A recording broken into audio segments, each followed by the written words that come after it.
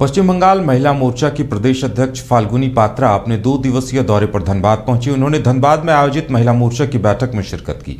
धनबाद लोकसभा के प्रभारी फाल्गुनी पात्रा ने कहा कि कोयलांचल की आधी आबादी को सशक्त करना उनका मुख्य उद्देश्य है।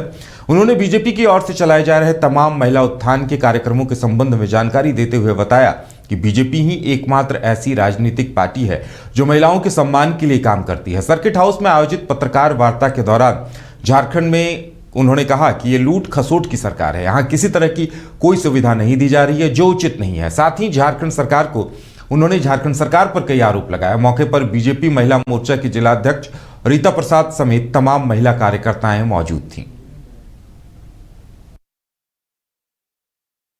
देखिए, 2 दिवसीय जो हमारा प्रवास है, ये पूरा झारखंड नहीं, पूरा भारत में जो राज्य है सब जगह में धीरे धीरे हो रहा है। यह 16 है जो हमारा यहाँ का ये राज्यों का प्रवास है। यहाँ 27 जो जिला है वहाँ पे सबके सब प्रवास कर रहा है, क्योंकि मोदी जी जो योजना दिया है, जो सुरक्षा दिया है, वो उसी लाभ सबको पहुँच रहा है कि नहीं है। इसी बात में हम लोग जो न्यू वोटर है उसका क्या बात है, जो उजाला योजना पाया है उसको किसको मिल रहा है, किसको नहीं मिल रहा है, जो प्रधानमंत्री आवास योजना उसको किसको मिल रहा है, किसको नहीं मिल रहा है, और यहाँ का जो लाभ दे रहा है मोदी जी वो ठीक तरह से एकदम नीचे तक जा रहे नहीं कि इस बारे में हम लोग बात कर रहे हैं। लेकिन यहाँ पर आकर हम 2 दिवसीय जो कार्यक्रम में देखा है, मोदी जी जो योजना दे रहा है, जो लाभ दे रहा है, यहाँ पर वही लाभ ये सरकार नहीं दे रहा है, उसको नहीं मिल रहा है जो मिलना चाहिए। धनबाद में एक ऐसी ही घटना घटी जब CWC ने रेस्क्यू किए बच्चे को लेकर वो छाईगदा पहुंची तो बच्चे को मालूम चला कि उसके माता पिता इस दुनिया में नहीं है। बच्चा गलत संगत में ना जाए, इससे पहले CWC ने पहल की और आगे की पढ़ाई लिखाई की व्यवस्था करने को लेकर पहल करने की बात कही।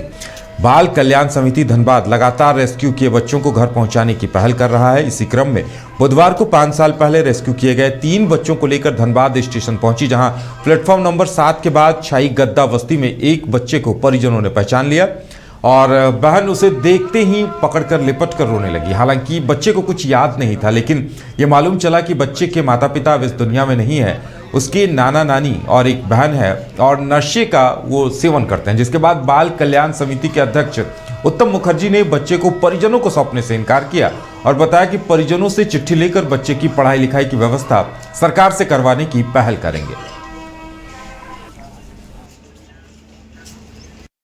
नहीं, कोई बच्चा रेस्क्यू नहीं हुआ है। ये लंबे समय से बच्चा पहले से पुलिस RPF ने रेस्क्यू किया था और बच्चा का अभिभावक की तलाश नहीं हो पा रही थी, तो हम लोग एक स्पॉट विजिट कराने का निर्णय लिए थे। डिस्ट्रिक्ट चाइल्ड प्रोटेक्शन यूनिट साथ में है, साधना जी, डॉक्टर प्रेम कुमार मेंबर हैं।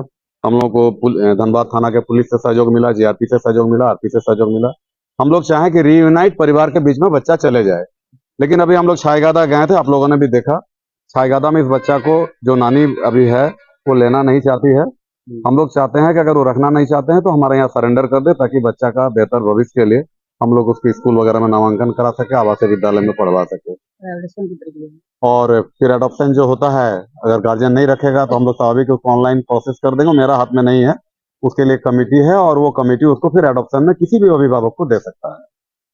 तो अभी जो स्थिति प्राइमा फेसी जो देखने में प्रथम दृष्टया लगा कि कोई भी वहाँ रखने के लिए तैयार नहीं है, और हमें लगता है RPF, GRP, पुलिस सब साथ में था। वहाँ अभी एक बच्चा को हम लोग पकड़े तो उसका मामा जो लेने के लिए आया था उसके पॉकेट से ही सुलेसैन और नशीला सामग्री।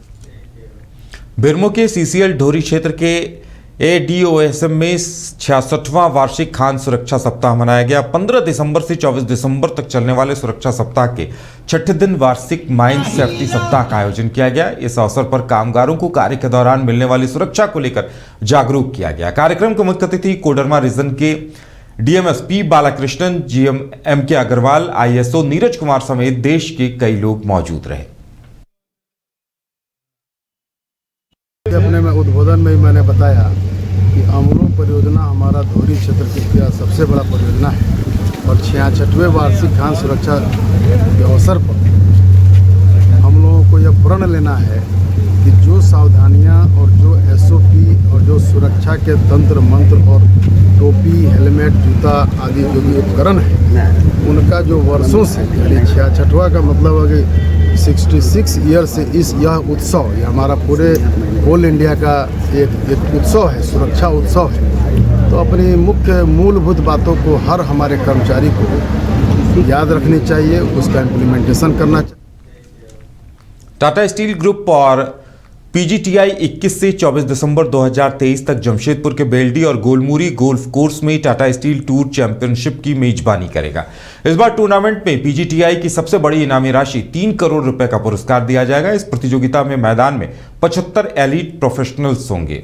प्रेस कॉन्फ्रेंस के माध्यम से प्रतियोगिता की जानकारी देते हुए गोल्फ कैप्टन डीवी सुंदर रमन ने बताया कि Tata steel tour championship 2023 Tata steel PGTI season का एंडिंग इवेंट है। Tournament hole stroke play championship है और इसमें कोई कट नहीं होगी। सभी प्रतिभागियों के लिए पुरस्कार राशि सुनिश्चित है। टूर्नामेंट से पहले प्रो एम इवेंट 19 दिसंबर को खेला गया।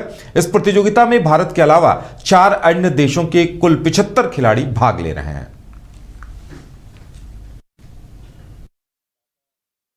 जो टूर चैंपियनशिप इसका नाम है, पीजीटीआई के साथ जो जितना भी टूर्नामेंट्स होता है उसमें आखिरी टूर्नामेंट इस साल का टाटा स्टील स्पॉन्सर कर रहा है। स्पॉन्सरशिप मनी है 3 करोड़ रुपया।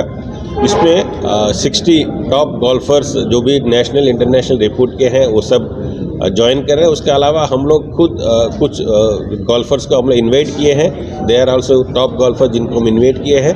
तो सब मिलकर करीब 75 गोल्फर्स जो है कल से शुरू करके दिल प्ले बोथ बेल्डी कोर्स में भी और गोलमुरी कोर्स में भी। जैसे उत्तम जी बताया है, गोलमुरी कोर्स में 9 होल्स खेल के बेल्डी आते हैं, वहाँ फिर बाकी 9 होल्स खेलेंगे। ये होगा 21, 22, 23 एंड फाइनल लीड बोर्ड जो है, जो लास्ट में जो 4, 8 या 12 लोग जो जीत के आगे आते हैं उन लोग जो है 24 को मॉर्निंग से लेके करीब 12, 12:30 बजे तक खेलेंगे। उसमें डिसाइड होता है कि कौन विनर है, कौन first runner up, second runner up, सब उसमें डिसाइड होता है एंड प्राइज डिस्ट्रीब्यूशन वहाँ होता है। वो हमको लगता है कि इन लोगों का पीजीटीआई का आखिरी मैच है ये। इसके बाद they will take some break and then again उनका नया कैलेंडर।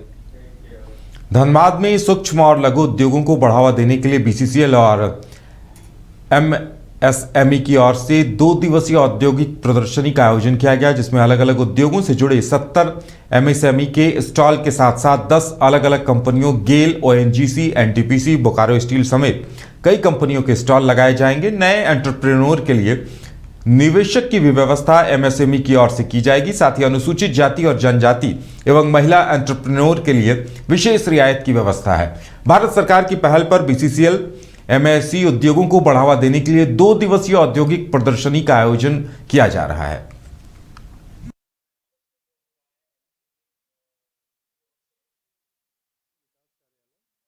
बीसीसीएल के साथ मिलकर हम लोग एक वेंडर डेवलपमेंट कम इंडस्ट्रियल एग्जीबिशन औद्योगिक प्रदर्शनी का आयोजन कर रहे हैं। इस कार्यक्रम का मुख्य उद्देश्य झारखंड राज्य के एमएसएमई को एक मार्केटिंग सपोर्ट प्रोवाइड करना है। भारत सरकार की एक पॉलिसी है, पब्लिक प्रोक्योरमेंट पॉलिसी। इस पॉलिसी के तहत सारे सरकारी डिपार्टमेंट, सेंट्रल मिनिस्ट्रीज डिपार्टमेंट और सीपीएसयूज को ये मैंडेटरी किया गया है कि वो अपने टोटल एनुअल प्रोक्योरमेंट का एटलीस्ट 25% रजिस्टर्ड एमएसएमई से खरीदें। इस 25% में से 3% ऐसे एमएसएमईज जो कि महिलाओं के द्वारा संचालित हैं और 4% ऐसे एमएसएमई जो SC/ST उद्यमियों के द्वारा संचालित है, इनके लिए ईयर मार्क किया गया। तो ये एक बहुत बड़ा मार्केट है और इस मार्केट को एमएसएमईज कैसे उपयोग कर सकें, अपने प्रोडक्ट और सर्विसेज को कैसे इन तक पहुंचा सकें, इसी उद्देश्य से वेंडर विकास कार्यक्रम का आयोजन किया गया है।